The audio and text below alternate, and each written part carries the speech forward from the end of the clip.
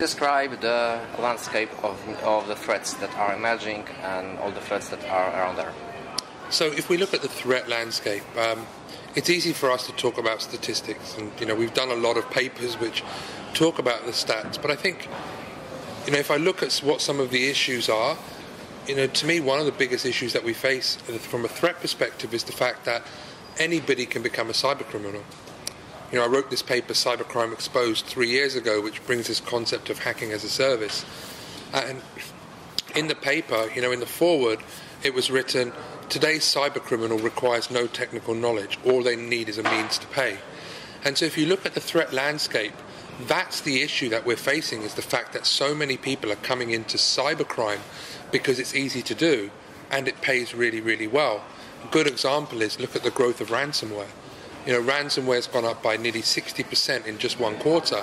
But it's gone up because anybody can go and access these portals that allow them the ability to be able to create ransomware campaigns. How to defend against the threats, the ransomware you told me about? Well, so ransomware is a difficult one in that it's much better to be prepared and be proactive than it is reactive.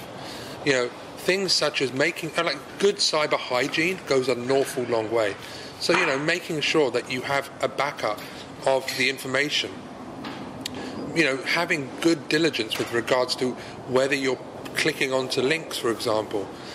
And in addition to that, making sure that you've got up-to-date security, so those known threats that are known, they can actually be stopped at the perimeter as well. But when it comes to ransomware, you've got to be proactive. Okay, what about unknown threats? Well, the world that we live in means that we're always going to have unknown threats. You take Bone. This was the recent takedown that we worked with the European Cybercrime Centre and the Dutch National High-Tech Crime Unit. We had up to 35 updates a day. Now, that is very difficult to defend against because it's happening all of the time. The change is always occurring. It's a polymorphic threat. So for unknowns, real unknowns, you've really got to be looking at issues like sandboxing, being able to unpack the file to determine whether it's likely suspicious.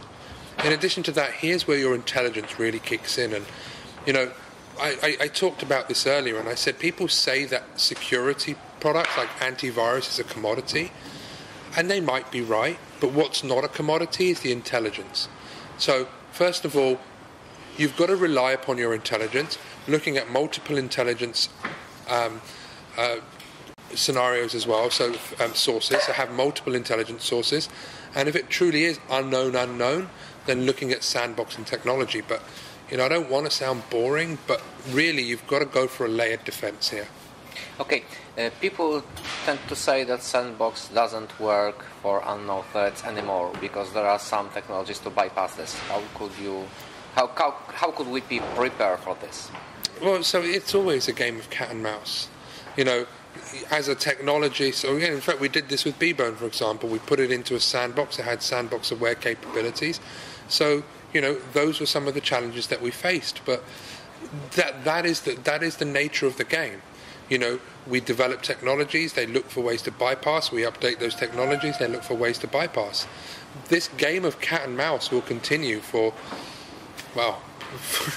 longer than you and I will be here, right? So this is the nature of today's modern digital threat.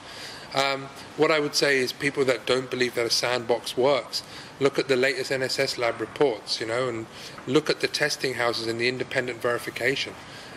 Don't listen to me, for example, but look at third-party assessments of these technologies, and they say otherwise.